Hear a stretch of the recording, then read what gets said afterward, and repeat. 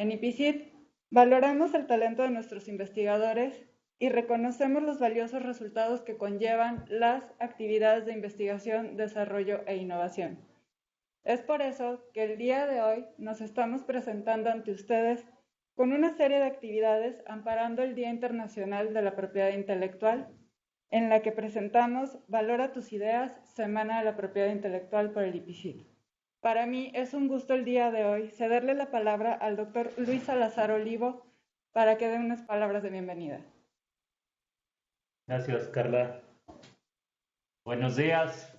Y como la maestra Carla ha mencionado, es para nosotros esta actividad una de las actividades importantes que realizamos en torno a innovación, a emprendimiento y sobre todo a propiedad intelectual.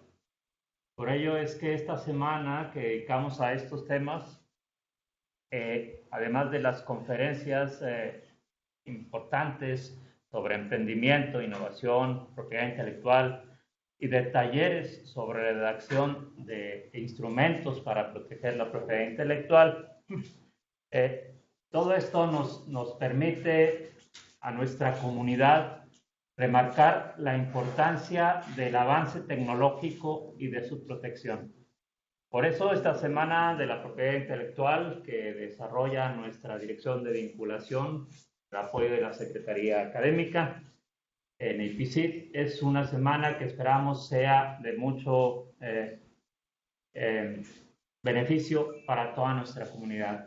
Gracias a la Dirección de Vinculación y a la Secretaría Académica por preparar estas actividades y esperemos que sean de mucho interés para todos nosotros. Gracias y mucho éxito. Gracias, doctor. A continuación, cederemos la palabra al doctor Marcial Bonilla, secretario académico del IPICIT, para una breve exposición de motivos. Gracias, maestra Carla Velasco. Gracias a todo el área de vinculación, a la dirección por auspiciar este evento. Cuando hablamos de propiedad intelectual, que es lo que estamos ahora celebrando en esta semana, para el IPICIT existe una palabra, una actividad que es realmente la que está ligada a la propiedad intelectual, que son las patentes. Si bien la figura de propiedad intelectual es muchísimo más amplia, en realidad buena parte de los investigadores han trabajado y han centrado su actividad de propiedad intelectual en lograr patentar sus hallazgos que tienen en los temas de investigación, desarrollo tecnológico. Quizás hacer un repaso general de lo que ha ocurrido en el IPICIT en los últimos, quisiera decir 21 años, pero en realidad la parte de propiedad intelectual, de patentamiento, inició un poquito más tarde, por ahí casi de 2005. Si quisiéramos tener una visión general y no entrar a detalles, pudiéramos dar algunas cifras, algunas estadísticas que van a ilustrar esta actividad dentro del instituto. Por ejemplo, lo que es el histórico de las solicitudes. En total se han presentado 83 solicitudes en lo que va de la vida del IPICIT, que realmente son como los últimos 15, 17 años del instituto, lo cual nos da más o menos un promedio de 4 o 5 solicitudes de patente por año.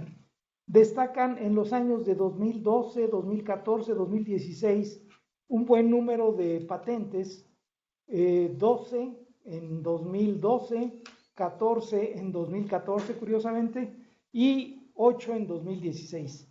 En los demás años andamos generalmente entre 3 y 4 patentes o solicitudes de patente por año. En estos años hubo más debido a que seguramente hubo PCTs, o sea, un hallazgo que se patenta en diferentes países, entonces eso multiplicó el número de patentes. Vale la pena destacar que la mayoría de esas patentes, como era de esperarse, se han registrado en México, 37 en total. Las solicitudes que siguen son en Estados Unidos, que son 30, y en el resto de los otros países hay 16. Otro aspecto de la propiedad intelectual sobre patentes específicamente es el otorgamiento de patentes. No todas las solicitudes que se presentan llegan a su meta. En este sentido, de todas las solicitudes presentadas, 83 que dijimos, 40 ya han sido otorgadas, lo cual pues, es un porcentaje bastante importante, y 12 siguen en trámite. No obstante, 31 no concluyeron el proyecto. Yo creo que esto es un tema, ¿por qué no concluyeron? Es un tema que seguramente va a surgir en esta semana en algún momento. Son múltiples las razones. Basta decir que, bueno, de las 81, 31, pues estamos diciendo más de una tercera parte de las patentes no lograron terminar. En cuanto a los países en los cuales se han patentado, pues tenemos patentes en Canadá, en Estados Unidos, obviamente en México, en Brasil, en India, en Japón, en Australia y en la Unión Europea. La Unión Europea son 27 países, o sea que en total tenemos un buen número de patentes cubiertas por una sombrilla que ocupa buena parte del mundo, pues primer mundo, pudiéramos decir, en donde es posible que estas patentes en algún momento sean licenciadas. ¿Cuál es el reto entonces que tenemos?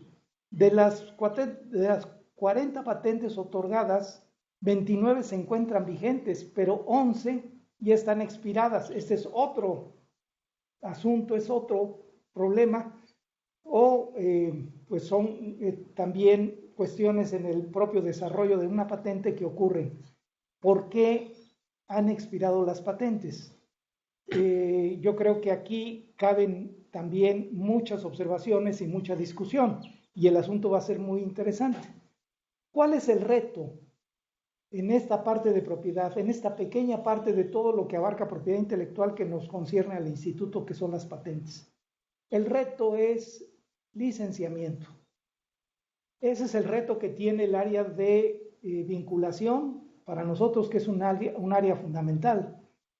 Y licenciar una patente es realmente el motivo último, es realmente saber cómo va a lograrse trascender el conocimiento del IPICIT hacia la sociedad, ¿sí?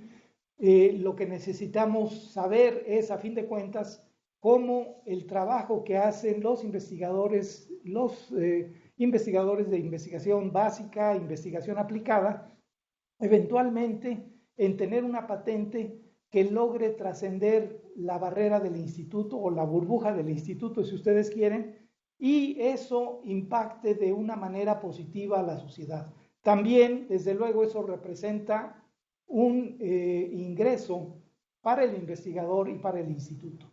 Ese es el gran reto que tenemos. Ya aprendimos a hacer patentes, a hacer solicitudes, ya tenemos un área experta que sabe cómo guiar a los investigadores en eso, y eventualmente que lleguen al término del patentamiento, de que estén registradas.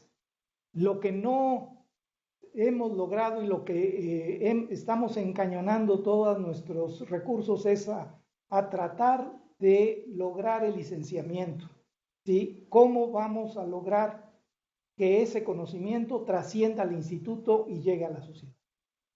Esas son las preguntas, también datos, pero también muchas preguntas que podrán tratar en esta semana. Gracias. Muchas gracias, doctor.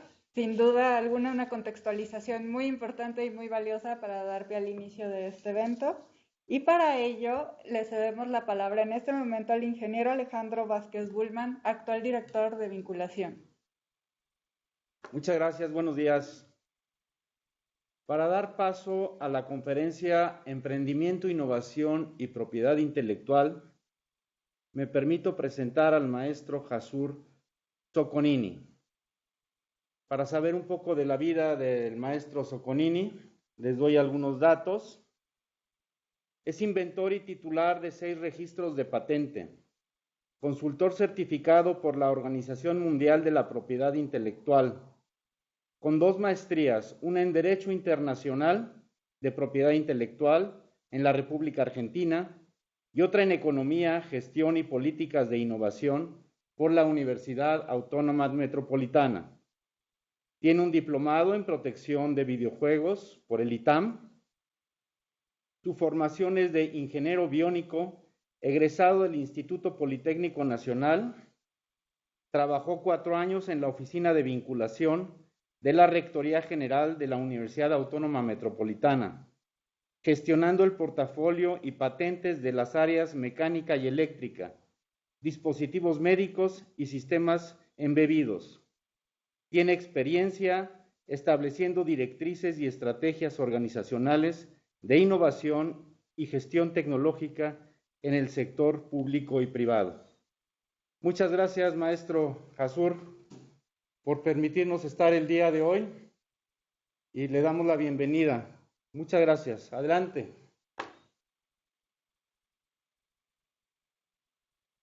¿Qué tal? Muy buenos días. Muchas gracias por la presentación y por la invitación al Instituto Potosino de Investigación Científica. La finalidad de esta plática es propiamente compartirles una experiencia que tuve en un proyecto que inició en la academia de propiedad intelectual, un proyecto de base tecnológica y cómo fue creciendo. Pero para eso me gustaría hablar un poquito de los conceptos de propiedad intelectual. Hablemos de propiedad intelectual en el IPCIT. Me di a la tarea de estudiar un poquito cómo está la organización. Digo, el IPCIT es parte de los institutos nacionales que tenemos en México. Nada más de manera breve para centrarnos en el foco. Estas son las líneas de investigación que cuenta el instituto. Como vemos, está muy cargado a la parte de ciencias de la salud biológicas. Tienen 3 laboratorios nacionales. Eso es muy importante porque habla de la infraestructura con la que cuenta el centro. Me di la tarea de hacer una pequeña auditoría de propiedad intelectual del instituto, sobre todo para saber en lo que se han dedicado. Lo que les estoy mostrando es el buscador del Instituto Mexicano de la Propiedad Industrial. Este buscador es de uso libre.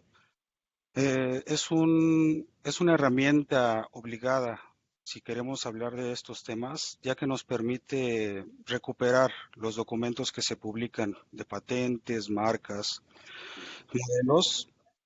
Realmente la idea no es profundizar en estos temas, sobre todo con los fines de divulgación, por si alguien no ha tenido contacto o quieren saber un poquito más del tema.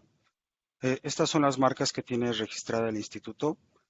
Esto es importante porque esto es un activo intangible. Las marcas son signos distintivos. Entonces, actualmente el instituto recuperables tiene 6. Si bien algunos documentos no son recuperables por diversas causas, índoles, yo les voy a mostrar lo que se puede recuperar. Si alguien no ha tenido contacto, sí, de cómo son los títulos de marcas, les presento cómo son los que entrega el instituto. Podemos ver la secretaría que da fe y legalidad a este instrumento. Tenemos otros datos interesantes, por ejemplo, los titulares de este derecho, el nombre, la fecha de registro. Esto es la portada de los títulos. Entonces, la idea nada más es mostrarles. Tenemos otros datos que se pueden recuperar, por ejemplo, a qué tipo de servicios corresponden, en el caso de las marcas, la clase. Este es un ejemplo de una patente otorgada al instituto. ¿Qué datos podemos recuperar? Principalmente los inventores. Los inventores son profesores, investigadores que están adscritos al instituto. Podemos ver una fecha de presentación. Y aquí me gustaría hacer un paréntesis. Una pregunta muy que se realiza mucho en estos eventos es ¿cuántos años dura la concesión de una patente? Lo podemos verificar con la portada. Dice fecha de presentación 2016 y la fecha de concesión está más abajito. Dice 2021, 16, 7, 18, 19, 20, 21. más o menos 5 años, 6 años se tardaron en hacer un trámite. Son trámites medianos. Estamos hablando de que es un proceso relativamente largo.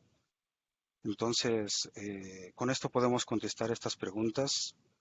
Em, bien, realmente esto nada más es un preámbulo para abrir tema, darles unos pequeños datos de lo que se trata la propiedad intelectual.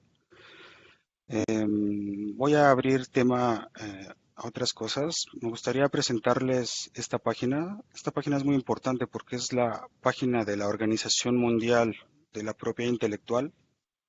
Este organismo a nivel internacional regula todas las reglas del derecho de la propiedad intelectual. México es un país miembro. Son aproximadamente 190 y tantos países los que conforman o han firmado este tratado. Es importante revisar esta página porque siempre publican novedades, cambios en la legislación, noticias, cursos. Les dejo la fuente. La idea no es profundizar, sino dar un poquito también de herramientas para todos los interesados en estos temas.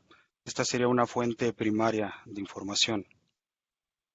En cuanto a los tipos de propiedad intelectual, les puedo decir que categóricamente son 6. Tenemos los derechos autorales, que eso lo reconocemos porque son obras creadas por el intelecto humano. Esto de humano es muy importante porque es un límite.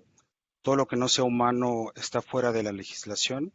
Eso nada más para tenerlo como un paréntesis. Tenemos las patentes que registran invenciones, las marcas que son signos distintivos, los diseños industriales, para fines prácticos, es la carcasa que envuelve muchas veces la tecnología que se protege. Las indicaciones geográficas, en la foto vemos un chile habanero del estado de Yucatán. Los secretos comerciales. Los secretos comerciales son contratos que se firman entre pares, particulares, personas físicas o morales, y lo que hacen es eso, resguardar una confidencialidad. Es un contrato cerrado. Solamente los firmantes saben esta información. Si se devela, se compromete el secreto industrial. Esto nada más como para fines ilustrativos, les presento una infografía de la Secretaría de Economía acerca de las denominaciones de origen.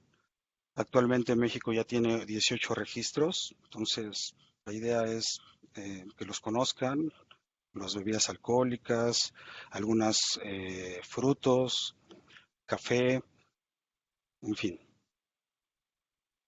Para cerrar esta parte, me gustaría compartirles este mapa para no perdernos. Es muy importante porque la propiedad intelectual puede llegar a ser muy extensa. Cuando estamos hablando de proyectos académicos, tenemos que saber dónde estamos circunscritos. Entonces, en dos grandes bloques tenemos los derechos autorales, que es el tema de obras, libros, revistas, material audiovisual, y la otra son las invenciones, que es la propiedad industrial, marcas, patentes, diseños, modelos de utilidad. Entonces necesitamos saber si nosotros estamos del lado de las obras o estamos haciendo invenciones o si podemos hacer una mezcla. Entonces realmente esto es como un acordeón, se los comparto. Por otro lado, que también es bueno mencionar, aparte de la propiedad intelectual y los derechos, tenemos derechos de uso libre, las famosas licencias. Esto se ve más en el software. Por ejemplo, uno de los proyectos más importantes es el de Linux, este núcleo que permitió toda la brecha de un nuevo paradigma de sistemas operativos. Lo que les presento son marcas de los principales proyectos de uso libre. 2 son de universidades de Estados Unidos, la BCD de la Universidad de Berkeley, el MIT también tiene su propia licencia. ¿Qué les puedo decir de esta parte? ¿Se contraponen los derechos de uso libre y los privados? Yo diría que no. Realmente todo se tiene que registrar para que una oficina de gobierno le dé fe y legalidad. Y por otro lado, si se van a usar licencias de uso libre, entender los contratos y las políticas de cada uno de estos proyectos, que la mayoría o diría que la gran mayoría son proyectos de la iniciativa privada. La mayoría tienen fines de divulgación. Entonces, la idea más bien es cómo complementar las dos visiones y poder utilizarlas ya sea en sus proyectos de código abierto, software principalmente. También hay hardware, hay open hardware. Bien, esto como dato cultural es importante saberlo porque nos permite centrarnos en una dimensión temporal. Históricamente, Estados Unidos tiene una de las patentes más antiguas, 1790, y les comparto también esta tablita. Cuando nosotros vamos a registrar patentes en otros países, fuera de México, y en especial países anglosajones, es importante que sepamos que la manera de entender la propiedad intelectual tiene ciertos cambios. Cuando en Latinoamérica utilizamos el civil law, derecho civil, en estos países como en Estados Unidos utilizan el common law, derecho común. Tiene diferencias muy marcadas. La idea no es profundizar, pero al menos sí tenerlo claro, porque cuando hablamos ya de un contexto internacional va a haber diferencias. Por eso hemos escuchado que en Estados Unidos se puede proteger el software por patente y en México no. Esas son algunas diferencias que pueden impactar en la protección de un proyecto cuando se quiere escalar a nivel internacional. Nada más, como ejemplo, voy a leer la primera. El copyright está fundamentado en consideraciones económicas y otorga derechos de explotación expresamente tasados. Vemos, tienen una visión 100% comercial. Los derechos autorales, que es un derecho civil, dice, está vinculado al derecho de la personalidad y de la creación intelectual. Va implícito el reconocimiento al autor. Entonces, ves, desde ahí podemos ver que hay diferencias muy marcadas. La idea más bien es comprender cada una y poder complementarlas. Realmente no están peleadas en un sistema internacional de propiedad intelectual. Lo que se busca es que coexistan y no haya lagunas o huecos en la protección. Como otro dato cultural, investigando, realmente en el tema de la propiedad intelectual en México ha habido una evolución. Actualmente el Instituto Mexicano de la Propiedad Industrial, que es el nombre más nuevo, anteriormente estaba la Secretaría de Fomento. Indagando en el archivo, eh, tenemos disponible esta información que les pongo. Tenemos un documento de 1862, un documento de patente. Dice Oficina de Patentes y Marcas. Realmente esto se los dejo como dato cultural. Ahí está la liga donde pueden recuperar más información. Digo, es importante también saber esto. Ya hablando de las instituciones, vamos a empezar desde un enfoque macro y vamos a ir bajando el embudo hasta la figura del inventor. En la parte más alta tenemos a la OMPI, esta organización que regula todas las reglas a nivel internacional. En México tenemos el INPI y el autor. Como lo vimos en el diagrama que les compartí, unos son derechos autorales y la otra marcas e invenciones. Estos dos institutos regulan todas esas reglas en México. No está por demás mencionar al SNICS. ¿Por qué? Todos los temas de certificación de semillas, transgénicos, variedades vegetales, hay una figura específica para su protección. Esto lo regula SAGARPA. Entonces, si fuera el caso de que estamos con temas de desarrollo biotecnológico, es importante saber que hay una dependencia que regula todos estos temas que están dentro de la propiedad intelectual. La pregunta que abordamos al inicio, ¿cuánto tiempo tarda en conceder una patente? En promedio son de 5 a 6 años. En mi experiencia, la patente más rápida que he logrado participar, que se han concedido han sido dos años y medio. Esto fue antes de pandemia. Con la pandemia, pues hubo un sesgo, la oficina estuvo cerrada, pero en promedio son 6 años. ¿De qué depende? Como vemos en la lámina, aquí hay 6 hitos, por decirlo así. El primer hito es la presentación de una solicitud ante la oficina. Una vez que se recibe, la oficina nos da un acuse. Después la oficina hace un examen de formalidades, un examen de forma. Se llama de formalidades porque revisan eso, que esté debidamente llenada, que los nombres coincidan, las direcciones, los apellidos. Si tenemos alguna falta en el llenado de la solicitud, incluso en la forma de pagar o que las tasas no correspondan, nos va a requerir la oficina. Por cada vez que la oficina nos requiera, se pueden aplazar los tiempos hasta más de un año. Entonces, ¿de qué depende de que se haga en menor o mayor tiempo? Vigilar y cuidar cada una de las etapas. Después está la publicación en la Gaceta. Estos documentos son de escrutinio público, por eso la finalidad de que se puedan consultar. Entonces, el lugar registrado oficial es la Gaceta del Instituto Mexicano de la Propiedad Industrial. Esto lo hace a los 19 meses, 18 a 19 meses que se presenta la solicitud. Y después de esto pasa un tiempo y empiezan con el examen de fondo. El examen de fondo es un examen sustantivo. Van a revisar la materia técnica de la invención y principalmente estos 3 requisitos: novedad, actividad inventiva y aplicación industrial. Este examen puede variar en tiempo, por un año, 2 años, de qué depende una de la calidad de la invención y otro la carga que tenga la oficina. Se tienen 4 oportunidades para contestar a la oficina. Si nosotros nos vamos a 4 oportunidades, estamos hablando que en el examen de fondo se pueden perder de 1 a 3 años. Esto también impacta en los tiempos finales. Si la resolutoria es favorable para el titular, el instituto emite un oficio donde dice expedición de título concedida, favor de pagar las tasas. Si no se pagan las tasas, se tiene por abandonada la solicitud. Entonces, ven por qué es importante cada etapa. Literal es equiparable al nacimiento de una tortuga, de la playa al mar.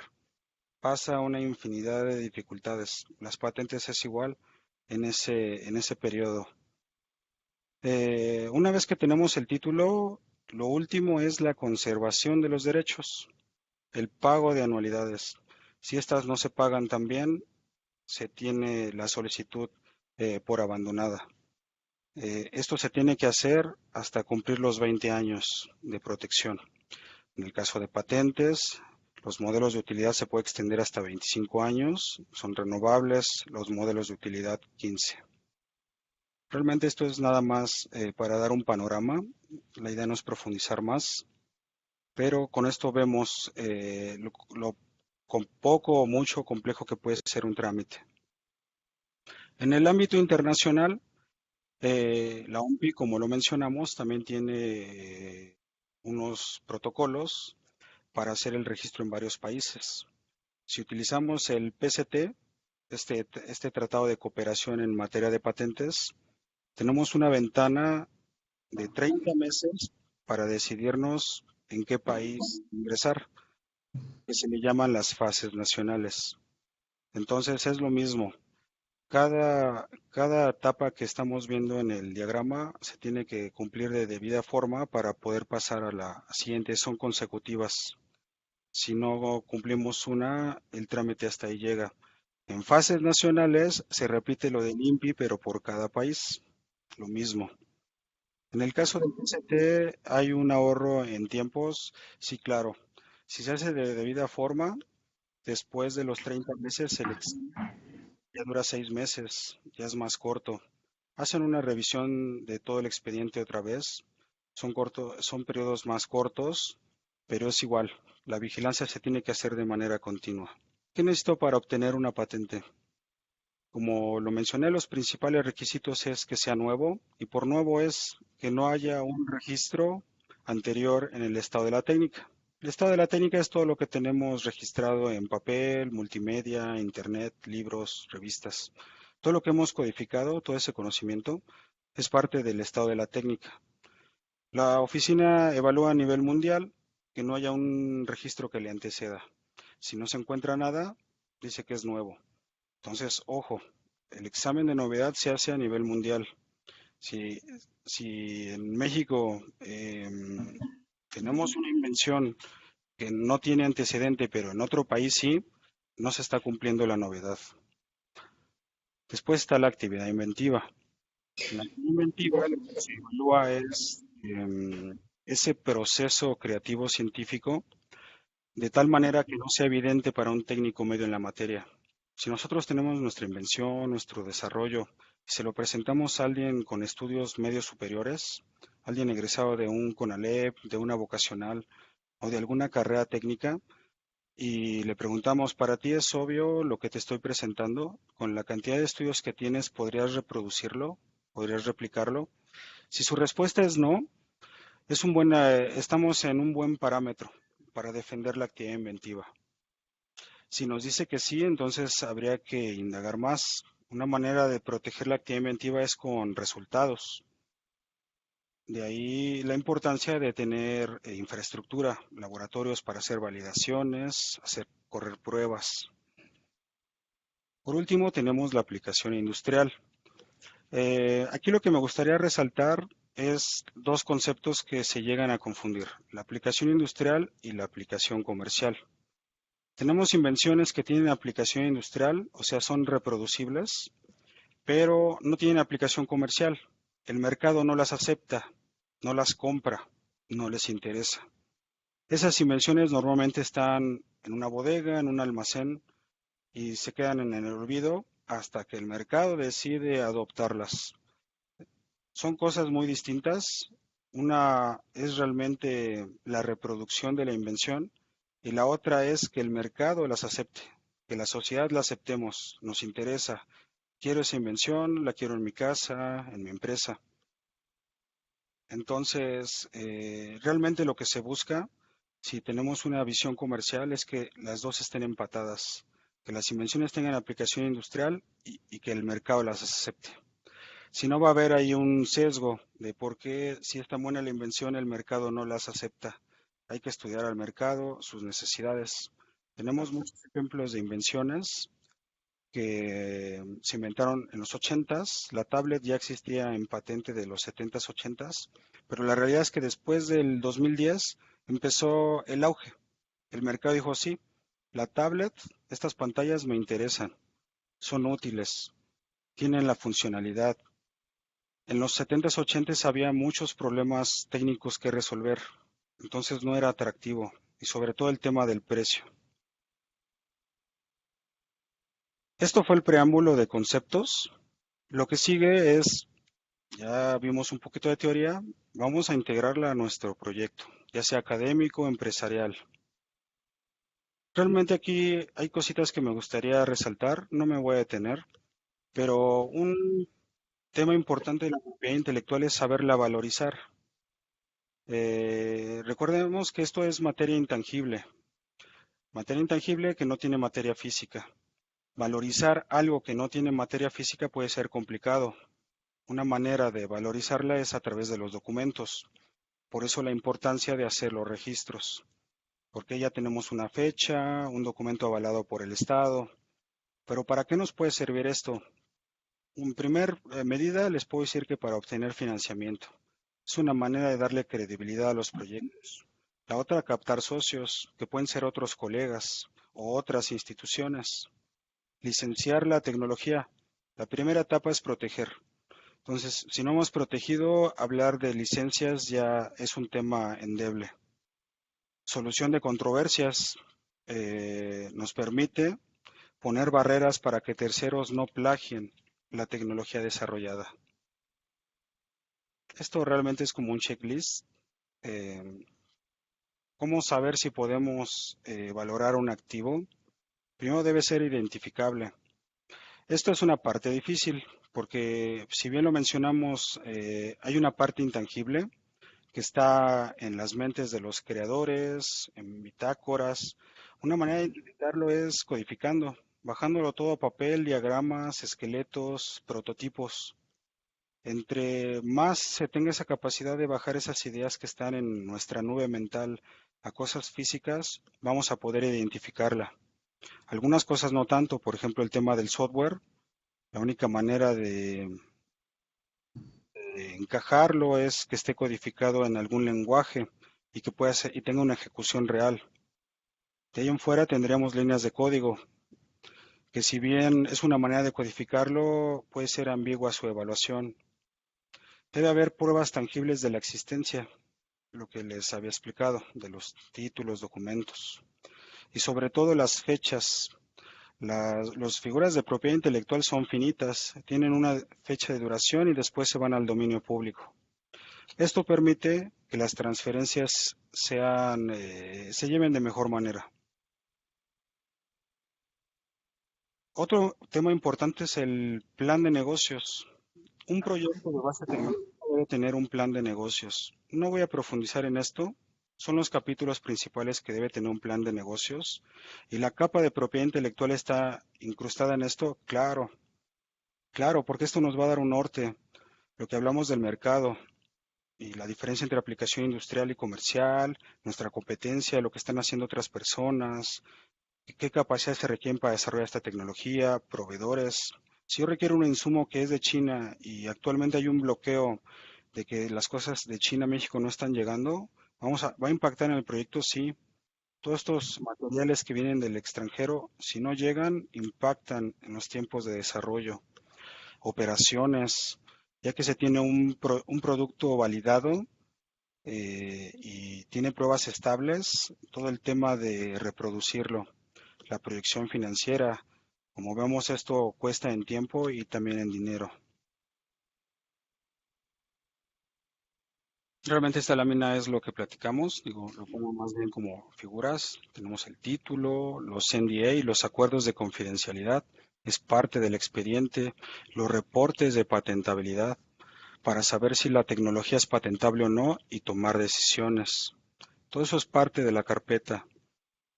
Como consejo les doy eso. Realmente el plan de negocios debería divulgarse solo si se firma una confidencialidad.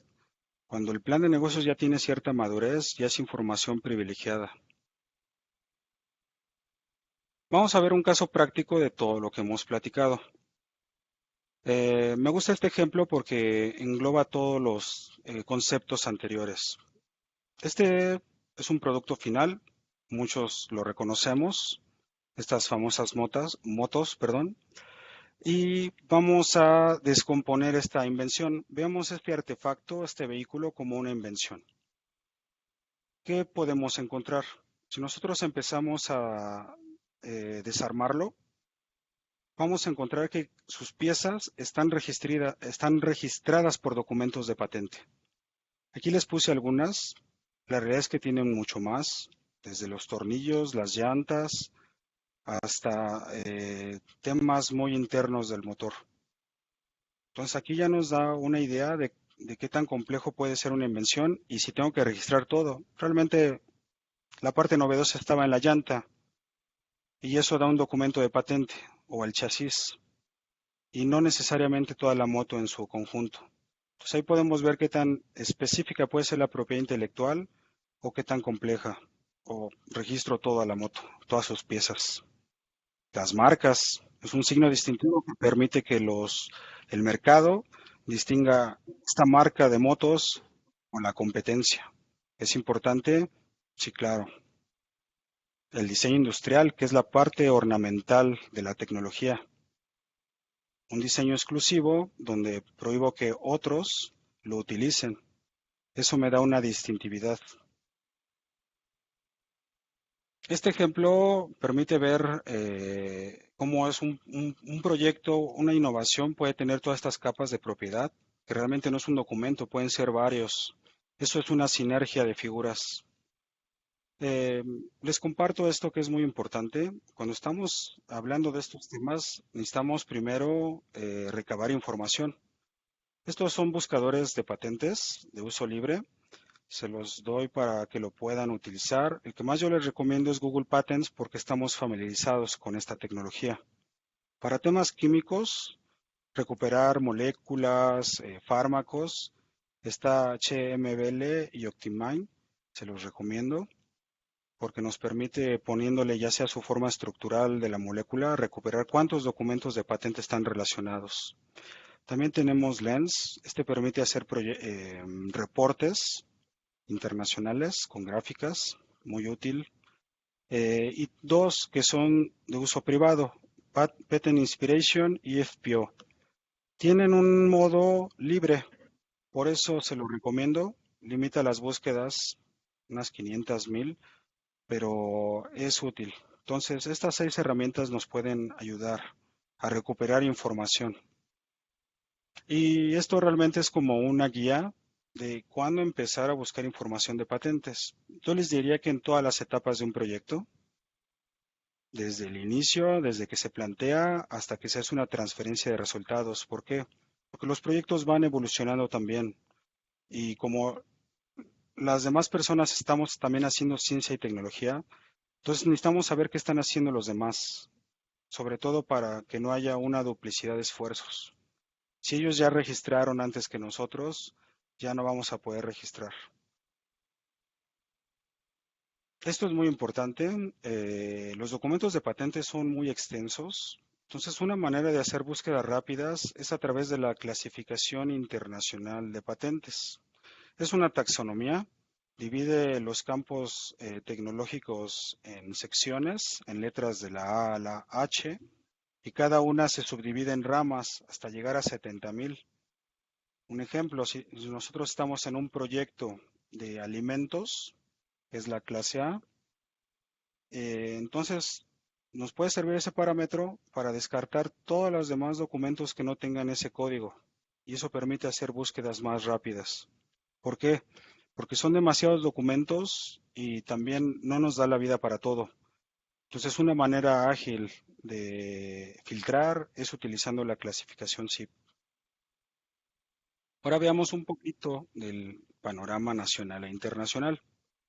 Lo que estamos viendo a continuación son las 5 oficinas que mayor cantidad de solicitudes de patente reciben a nivel mundial. Tenemos a la Oficina Europea de Patentes, la de Japón, la de Corea del Sur, la de China y la de Estados Unidos. Como datos curiosos, veamos, la Oficina de Estados Unidos, fecha del documento más antiguo, 1790. Su base de datos es de 12 millones. La Oficina de China, documento más antiguo, 1985. Pero números de documentos, 49 millones. Están quintuplicando la base de datos de Estados Unidos en un tiempo menor a 40 años. 85. Entonces, ¿es importante ver los países asiáticos en temas de propiedad intelectual? Sí, porque su nivel de registro, su cultura registral es altísima, altísima. En lo que estamos platicando se están registrando una gran cantidad de documentos de patente en estas oficinas.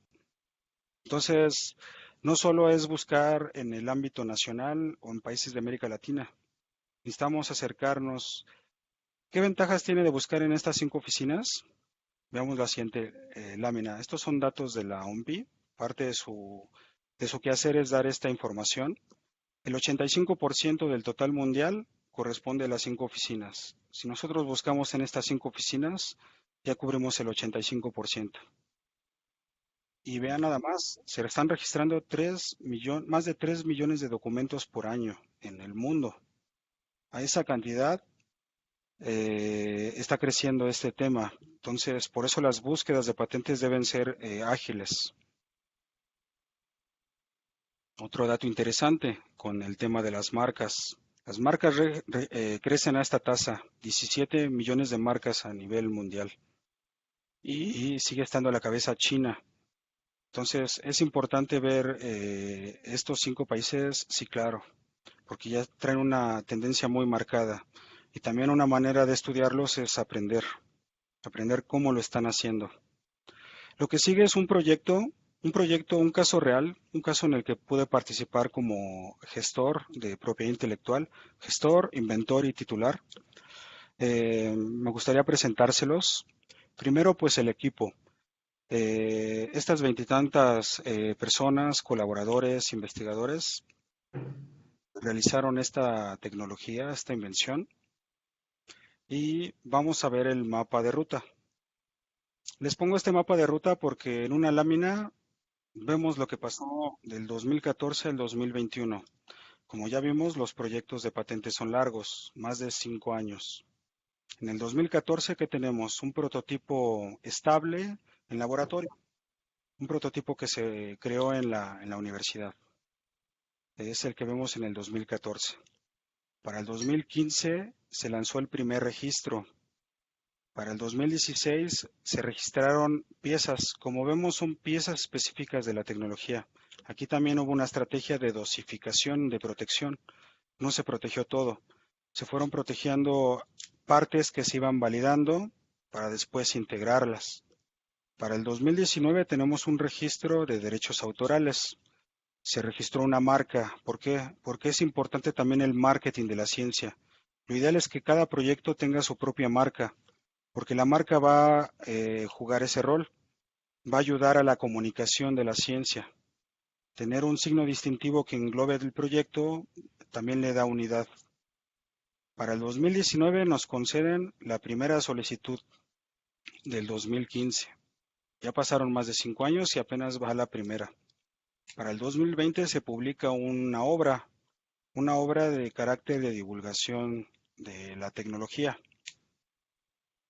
Para el 2020, por esta trayectoria, el Instituto Mexicano nos concede un premio al mejor inventor. Este premio lo concede el INPI a través de la Secretaría de Economía año con año. Es importante porque si hay forma de participar, la recomendación es que lo hagan.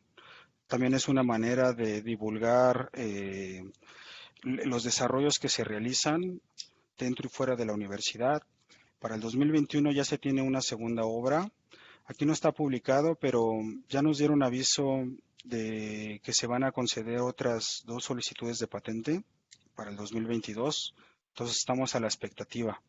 Entonces aquí podemos ver qué tan complejo o sencillo puede ser el tema de la propiedad intelectual y el tema del desarrollo de tecnologías de base científica y tecnológica. Entonces, no solo es un documento de patente, pueden ser varios, pueden ser libros, tesis, journals, papers, en fin. Esta es una manera, pues, que yo he vivido, que les comparto, que es una muy buena estrategia. Para que se den una idea de qué consistió la tecnología, les pongo estas fotos. Esto es un dron. Un dron son vehículos aéreos no tripulados. La finalidad de esta invención se centró en manejar cadenas cinemáticas acopladas a drones, o sea, eslabones. La marca que se utilizó, o el emblema, es un Ejecatl, es el dios del viento, por su forma. Del lado izquierda fue lo que se desarrolló en laboratorio en instalaciones del Politécnico Nacional, de la UNAM. Del lado derecho estamos viendo lo que están haciendo en Europa y en Asia. Arriba es Corea del Sur. Entonces, una pregunta. ¿México tiene capacidad para competir a nivel internacional? Sí, claro, bastante. Digo, cada quien lo hace con la infraestructura que tiene, pero les puedo decir que a nivel creativo, México da muy buena pelea. Entonces, realmente también es una manera de motivar a nuevos proyectos, no ver tanto el mercado nacional, sino realmente buscar quién es la competencia en las capacidades en las que uno se encuentra. Unas imágenes más del proyecto, los bocetos. Estas figuras que ven es realmente lo que se protege en las figuras de patente, así como la ven, con esa simplicidad, esas etiquetas que van ligadas a párrafos de cómo explica la tecnología. Les presento los documentos de patente que se registraron. Este fue un proyecto grande, participaron muchas personas, varias instituciones. También se realizó un documento internacional, que es el que ven a la derecha, un documento PCT. Los documentos PCT no son patentes propiamente, es un procedimiento intermedio. Las patentes son de carácter nacional. Los documentos internacionales PCT permiten acelerar la protección en otros países. Un poquito de numeralia, titulares 1, inventores 23, tiempo de 4.5 años. Acá hay una parte de la gestión de la tecnología que es el tema de los fondos. La recomendación es que si lo haga, hay que ver las reglas. Siempre hay reglas, sobre todo respetar los tiempos para los entregables. Importante, veamos toda la cantidad de productos derivados a partir de un desarrollo tecnológico. Derivaron otras patentes, se publicaron libros, se hizo un postdoctorado en la UNAM, inversión de la Secretaría de Economía, adscripción al Sistema Nacional de Investigadores. En fin, vemos que la derrama económica, si se gestiona, puede ser bastante alta. Se encontró una empresa en México que desarrollaba una pieza de la invención y costaba 25,000 pesos, cuando en el extranjero costaba 25,000 dólares. Esto también permite, a través de las búsquedas, conocer el mercado, introducción y abaratamiento de tecnologías al país y sobre todo desarrollar capacidades locales. Estas son portadas de libros que actualmente se pueden comprar en Amazon. APS es una subsidiaria de Springer. Entonces, también al escribirlo al inglés, la idea es hacer una difusión mayor de lo que se está haciendo. Me gustaría cerrar con este tema, prácticamente ya es el final, que no se puede patentar. En el caso del INPI, está tipificado en la ley. Hay una lista de cosas que no se pueden inventar. ¿Por qué? Porque está así tipificado. Son declaraciones. Entre ellos podemos encontrar algo que siempre hace mucho ruido, los programas de ordenadores. A mí me preguntan, ¿se pueden patentar? Se puede patentar bajo ciertas condiciones iniciales. Veamos qué no se puede patentar. Las teorías científicas, métodos matemáticos, descubrimientos, formas de presentar la información, todo el tema médico de tratamientos quirúrgicos, terapéuticos, el tema genético, eso por la ética, por acuerdos internacionales, no se puede patentar, no se pueden proteger ni piezas específicas del código de ADN o órganos desarrollados en laboratorio. Eso porque tiene un fundamento ético y así se expresó. Esas cosas quedan fuera de protección. Las razas, las variedades vegetales, ¿por qué? Porque hay otra figura. Lo vimos que la organización, el SNICS, en México es quien se encarga de esos trámites y las razas animales. Entonces esto es importante porque si nosotros estamos en estas áreas y queremos proteger, pero resulta que por decreto, por legislación no se pueden proteger, ahí ya tenemos un área gris que analizar. En el caso del software, se puede patentar. Yo les puedo decir que siempre y cuando tengan materia física. Un programa de ordenador es un código, pero si ese código lo incrustamos en un sistema informático que ya tenga piezas físicas, tenga equipo, tenga actuadores, se puede proteger en conjunto como un sistema. Y de esa manera el software también está protegido, porque el software finalmente es un conjunto de instrucciones de pasos. Entonces yo les comento esto porque es una forma de darle mayor valor a las protecciones que tengan que ver con software. Se tiene que analizar con pinzas, pero al menos esto es un norte. Realmente con esto me gustaría dar término a la exposición del día de hoy. Me gustaría pasar a la sección de preguntas. Agradezco la invitación. Realmente la idea es compartirles un poquito de todo lo que es la propiedad intelectual desde un punto de vista de la experiencia. Aprovechando la presencia del doctor Azur, quisiera preguntarle qué problema, qué porcentaje de las patentes que se registran llegan a ser licenciadas. Y de ahí, ¿cuáles serían los principales problemas desde su punto de vista? Desde luego, los principales problemas para el licenciamiento de una patente. ¿Sí? Digamos, un mercado como México tiene un dinamismo mucho más bajo que un mercado como el de Estados Unidos, los capitales de riesgo, etcétera. No sé si nos pudiera ilustrar. Sí, claro. Siempre es una pregunta difícil de responder porque si no se tiene argumentada mi respuesta llega a ser débil. En el tema de licencias, recordemos que al final una licencia pues es un contrato. El licenciamiento como tal per se la acción es firmar un contrato entre partes. Y los contratos muchas veces son a puertas cerradas, no son públicos. Llegan a ser públicos cuando viene de fondos financiados por el gobierno. Bajo ciertas reglas se llegan a publicar algunas cosas.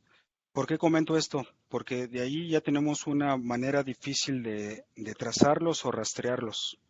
La información que podemos recuperar de manera pública es a través de las mismas secretarías que hacen esta divulgación. Entonces, eso es importante para saberlo. Otro punto. Evidentemente México tiene otra realidad. Latinoamérica tiene otra realidad, diferencia Estados Unidos, Canadá, Europa. Una recomendación que yo hago es centrarse en los mercados fuertes, en las capacidades internas del país. Por eso es muy importante las indicaciones geográficas que puse al principio. En el estado de Jalisco, hay un sector muy importante de las bebidas alcohólicas. El tequila se exporta a nivel internacional. ¿A qué voy? Cualquier desarrollo, invención derivado para fortalecer ese mercado local va a impactar en el extranjero, sí, claro, y también en el mercado nacional. Entonces, esa sería una manera, una buena práctica de manejar el tema de licenciamiento y más que nada invenciones que sean adecuadas o adaptadas por el mercado. Es ver esta parte, ver las capacidades locales, en qué se ha centrado. Los estados están muy marcados. El estado de Veracruz es muy diferente, por ejemplo, al estado de San Luis de Potosí, Querétaro. Entonces, una manera recomendable es ver eso, cuáles son las capacidades locales y ver qué necesidades tienen, porque a partir de ahí van a nacer proyectos de base tecnológica. Entonces, es una práctica en la que yo he tenido oportunidad de participar. Sería una forma. Si uno desarrolla capacidades que las locales no son fuertes, entonces de entrada ya el mercado ya no es local. Tenemos que desplazarnos al mercado donde estamos desarrollando esas capacidades. En el caso, por ejemplo, del software, les puedo decir es que es a nivel mundial. Realmente ahorita los desarrolladores de software, todo lo que es las TICs, con que tengamos conexión a Internet, ya estamos en las mismas condiciones. Entonces, un sector prioritario, tecnologías de información. Estamos muy a la par en varios sentidos. Y ese sería como el norte para responder a la pregunta del licenciamiento. El tema del licenciamiento es más complejo. Hay que ver la legislación de propiedad intelectual de las universidades y con las personas que se quiera celebrar contratos. Si desde ahí ya tenemos impedimentos o no tenemos una política, entonces hay que irse a un nivel superior. La Ley Federal del Trabajo, la misma Constitución, las leyes que expide el CONACYT si fuera el caso. Entonces, un embudo, viendo exactamente con el filtrado cuál es nuestra libertad de operación. Si no hay, entonces el esfuerzo institucional de hacer nuevos cambios, que nunca es fácil, pero siempre son necesarios. Gracias. De acuerdo, doctor. Muchísimas gracias. Por aquí le cedemos la palabra al doctor Luis Salazar. Hatsur, gracias por la charla tan descriptiva que nos acabas de presentar, muy informativa. Yo quisiera ver la posibilidad de que abundaras un poco en uno de los últimos puntos que tocaste, porque nos mencionabas que por lo que respecta a variedades vegetales y animales, hay ahí un asunto a considerar sobre la posibilidad de protegerlos. Todos sabemos, hay variedades de semillas que están protegidas y que se expenden en el país. ¿Cómo es el campo real de este punto en nuestro país? Es un tema controversial porque finalmente el mercado, ¿quién lo controla? Pues los actores dominantes. Hemos sabido de empresas como Monsanto, Bayer, tienen un impacto a nivel mundial. Bueno o malo, yo me gustaría dejar eso fuera de la discusión, pero hay que ver quién pone las reglas, es quien sea el actor más fuerte. En el caso de las semillas, son certificados de semillas, hay ciertas reglas. Entonces, como primera medida sería estudiar las variedades que están en el mercado actual. Esos datos se pueden recuperar cuando se compra un costal de semillas, ahí vienen datos técnicos. La ficha técnica, hay que referirnos a la ficha técnica de las variedades vegetales. Eso nos va a dar información, sobre todo de qué se está protegiendo. Eh, Otro punto importante en el tema es todo lo que es la flora endémica de una región. Igual y ustedes están más familiarizados, pero por ejemplo las concentraciones de los extractos de las plantas es un mercado realmente rico. El tema del cannabis, que ya a nivel mundial se está intentando hacer una regularización, al fin, todo empieza por el extracto de la planta y a partir de ahí empieza toda la biotecnología. Entonces, una manera que yo les puedo compartir de no perder de ojo es ver todas las plantas endémicas del estado de San Luis y buscar concentraciones enriquecidas. Y a partir de ahí empezar a ver qué soluciones técnicas se pueden encontrar, ya sea para temas terapéuticos o simplemente los insumos para otra cadena de valor en el desarrollo tecnológico. Entonces eso es un gran valor porque ya no se tienen que desplazar, ya están en el lugar, ya nomás es hacer un registro de todo lo existente, de todo lo que está protegido, de lo que no está protegido. Lo que no está protegido son áreas de oportunidad. Nada más para presar un poco más. ¿Y qué hay respecto a los microorganismos que un investigador puede aislar de la naturaleza, manipularlos en su laboratorio y con base en eso desarrollar nuevas propiedades en el microorganismo? ¿Esto se puede proteger de alguna manera o no? Se pueden proteger los métodos. Si nosotros revisamos la legislación del INPI, tiene un artículo muy específico que dice qué se puede reivindicar, o sea, reclamar como propio. Uno de ellos son los métodos de uso, los métodos de obtención. Métodos de obtención es irse a campo. Métodos de uso, también la terapéutica. Entonces, hay que analizar más bien el tema del microorganismo, sí lo entiendo. Lo más común son los metabolizadores de la bacteria en un insumo y genera un producto. Y ese producto tiene un valor social, tiene una utilidad. El microorganismo per se no se puede proteger, pero para que ese microorganismo funcione tiene que tener un ambiente controlado. Todos esos elementos, la mayoría de las veces, no son obvios para un técnico medio en la materia. Realmente pueden llegar a ser verdaderos sistemas. Un reactor. Un reactor ya es un artefacto que adentro sí coexiste el microorganismo y su proceso.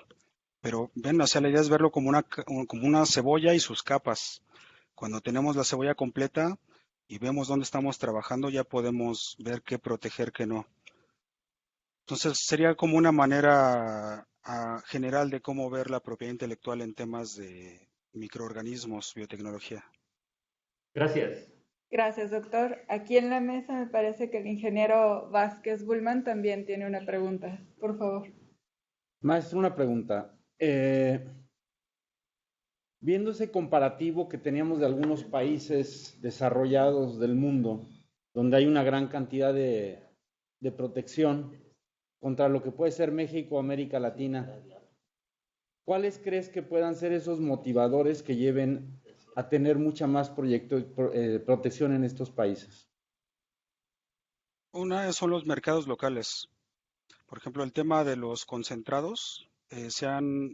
Hay industrias alrededor de esas economías locales, si lo queremos ver así. Entonces, aquí más bien hay que partir de las economías locales y qué tan fuertes o débiles están. Todas tienen necesidades muy específicas. Eh, en América Latina, algo que tenemos son nuestros recursos, pero esos recursos muchas veces tienen que ser procesados, elaborados. Ejemplos tan básicos como el café. De la planta a poder llevarlo a un anaquel, a una despensa, es todo un proceso, incluyendo la logística y toda la tecnología. Cada una de estas etapas del eslabón tiene un problema técnico que resolver.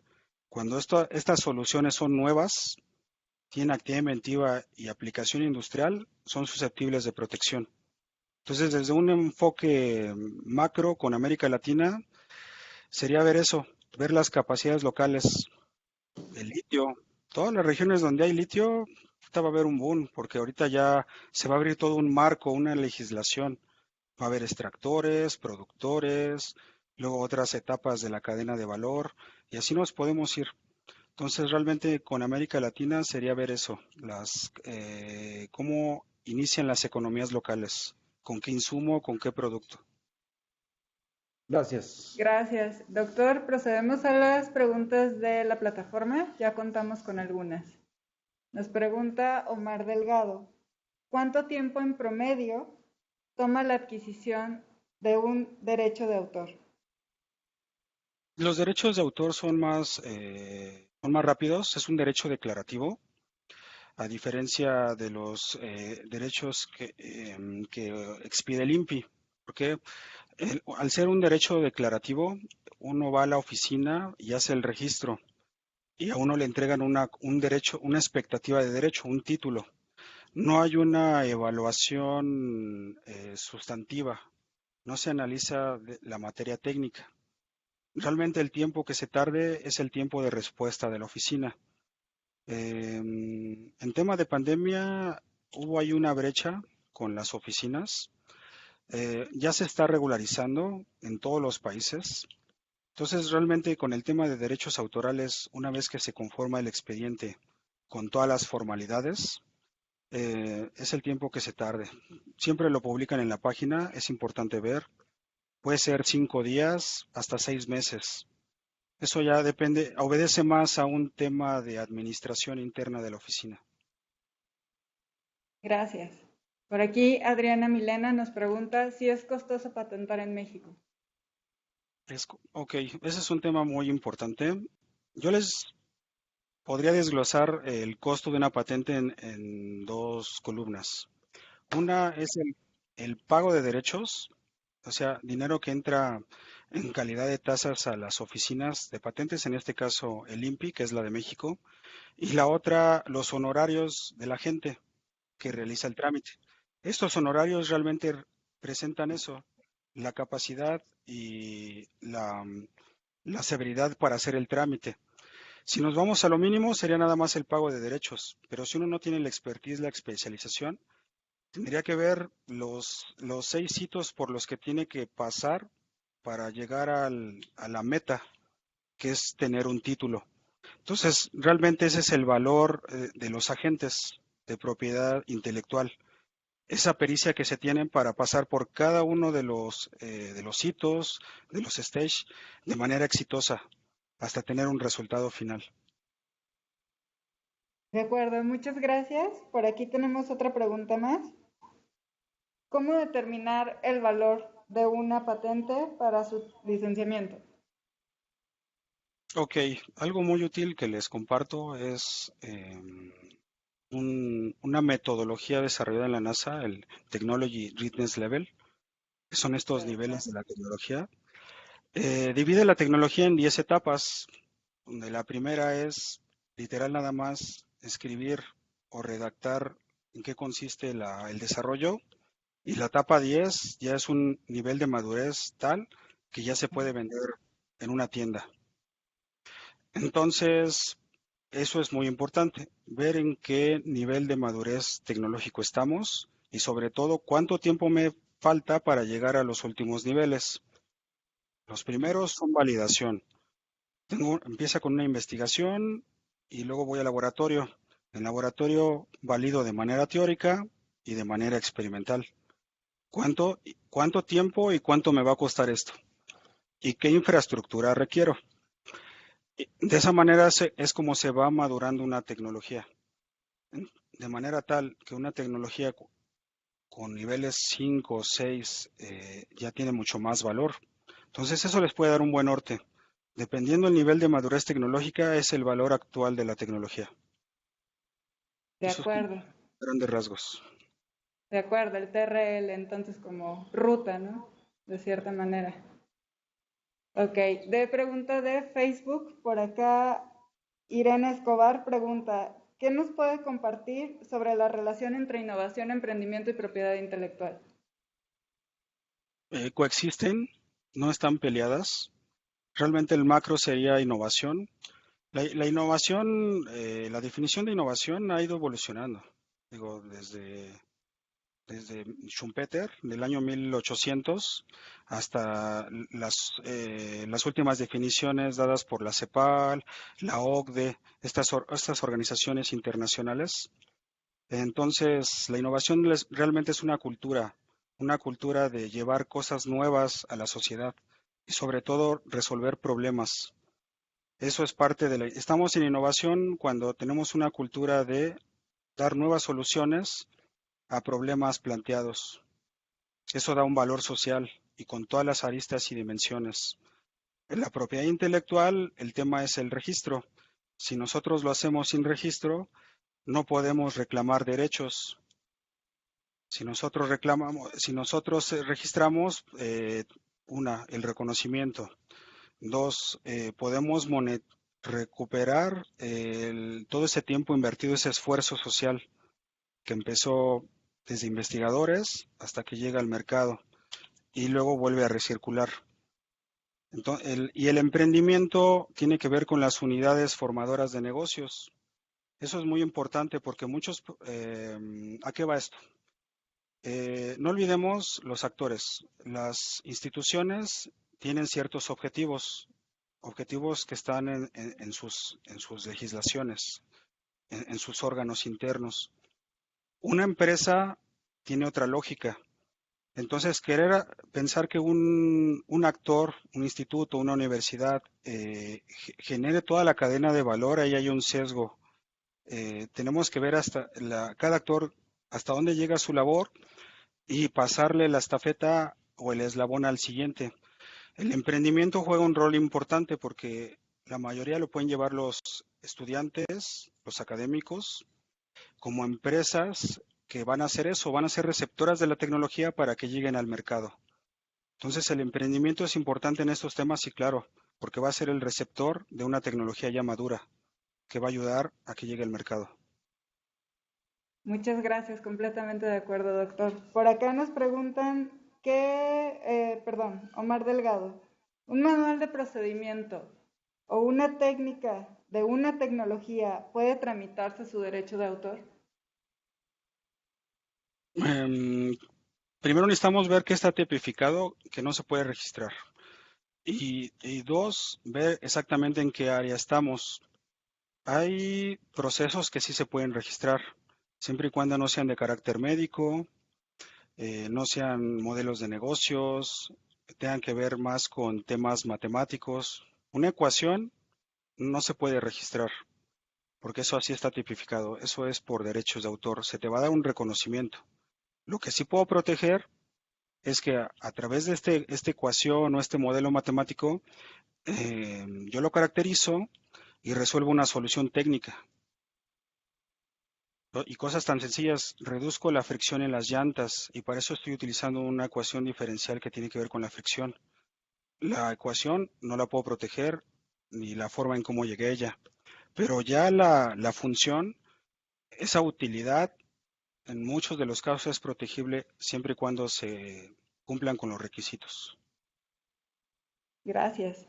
Siguiente pregunta de parte de la doctora Miriam Llamas. ¿Se puede utilizar el desarrollo de una patente en un país donde no tiene registro? Ok, las patentes son de carácter nacional, pero la novedad se evalúa a nivel mundial. Okay. Si en Estados Unidos ya hay un registro y entonces nos damos cuenta que en México no se registró, ¿se va a poder registrar tal cual acá? No, porque la novedad ya no la estamos cumpliendo. Lo que podemos hacer es una patente de mejora. Vamos a ver características nuevas que no se registraron en la anterior. Y si superamos los requisitos, se pueden registrar, sí. Y por último, la última pregunta que tendríamos en la plataforma de Adriana Milena pregunta, ¿en México en qué área hay más patentamiento? No tengo el dato, pero sí les puedo decir que el INPI lo publica año con año. El documento se llama INPI en cifras y ahí publica los campos de la tecnología más patentados. Esto es importante saberlo, sí, porque eso finalmente obedecen a capacidades locales desarrolladas. Aquí la invitación sería recuperar el último ejemplar emitido por el INPI. Normalmente tienen un año de atraso, entonces lo más seguro es que tengamos ahorita el de 2020 y 2021. La OMPI también lo hace de una manera más general por país. De los sectores que yo recuerdo es el minero. La industria minera en México hace investigación. Entonces es una industria, también está todo lo del sector marino, la recuperación del alimento, todas estas tecnologías también hay patentes. Pero contestando más la pregunta sería referirnos a este documento, INPI en cifras. Preguntan por Facebook, en México, ¿qué es lo que más se protege? ¿Inventos u obras literarias? O patentes, por ejemplo. Son libros. En efecto, el nivel de dificultad de una patente es mucho mayor porque realmente las obras es de carácter registral, es declarativo. La oficina obra de buena fe en el registro. Dice, yo te creo que lo que me estás entregando no es un plagio, pero ojo, si tú incurres en plagio, aquí hay una ley debidamente expresa y pues yo tengo que tomar cartas en el asunto. En el caso de las invenciones, sí se hace un examen sustantivo, donde se verifica que no haya un precedente para el otorgamiento de estos títulos. Eso hace que el número se reduzca de patentes, modelos. La mayoría de las patentes que se registran en México son extranjeras. Para que se den una idea, el 90% son extranjeras, el 10% nacionales o menos. Pero esto es entendible porque obedece a una economía de mercado global. Y América Latina es un mercado rico para los países desarrollados. Sin embargo, hay muchas áreas de oportunidad, que serían las economías locales. Muchísimas gracias, doctor. Sin duda ha sido sumamente valiosa su participación para contextualizar el arranque de esta semana de propiedad intelectual con la cual el IPICIT busca precisamente sensibilizar y además sumar esfuerzos con nuestros investigadores en beneficio de la institución y de la sociedad. Gracias. Muchísimas gracias. Gracias por ustedes. Gracias, sí.